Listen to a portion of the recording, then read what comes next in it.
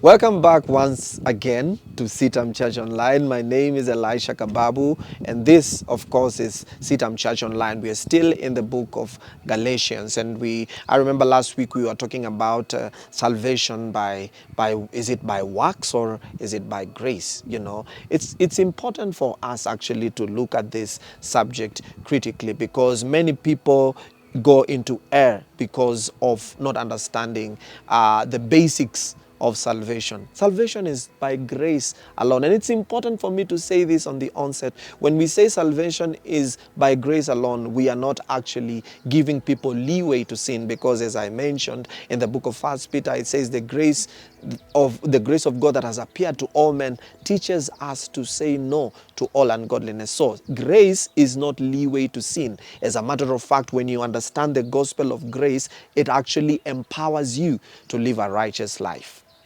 Now, let's just pick another example as we continue to advance this subject. The thief on the cross. There was a thief on the cross. There were two thieves on the cross, and one of them tells Jesus, "Please remember me." And Jesus tells him, "Today you will be with me in paradise." So actually, the first person to enter paradise, of course, definitely after the crucifixion of Jesus Christ, is a thief.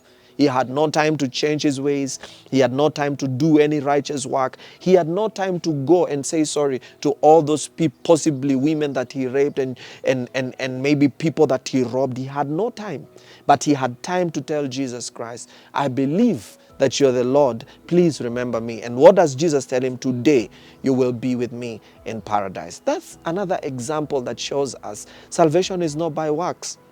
You can never attain salvation by works. And if you're waiting for your works to be good so that you can receive Christ, then you will wait for so long, because you can never be transformed until your spirit man receives Jesus Christ. 1 Corinthians 5:17 says, "If any man be in Christ, he is a new creation. All things have passed away and everything has become new." We are calling upon you to receive Jesus Christ. The transformation will come immediately when you receive Jesus. And as you mentioned last week, there are the works of the flesh and there are the works of faith. You will never please God by the works of the flesh. But when you receive Jesus Christ and you are quickened in your spirit and you become a new creation, you can begin to do the works of the Spirit, because those are the ones that please God. Now, the works of the flesh and the works of the Spirit can look almost the same in the physical world. There are people who actually are not saved that can actually show love and kindness, but those are not the works of the Spirit.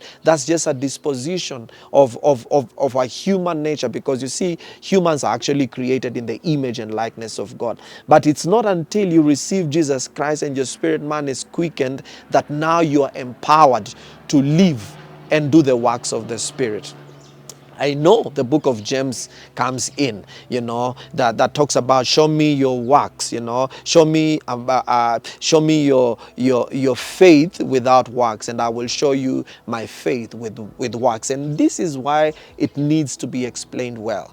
It does not mean that we only are saved by grace alone, and then now there are no works that follow up. And it's in the book of James, actually, I think one of we see the characters like Abraham, who believed God and it was credited to him as a righteousness. Every time faith kicks in, there are works, but these are not works of the flesh. They are works of the Spirit. I hope you're getting something, and maybe if you have questions, you can leave them down there, the comment section. But I want you to know salvation is by grace alone, through faith in Christ Jesus. It has nothing to do with your human effort. No human effort can satisfy a man righteous before God. May the Lord bless you, and may this be a year of walking in step with the Spirit. My name is Elisha Kababu, and this, of course, is CITAM Church Online. See you next time, same place, and remember, you are saved by grace. Thank you.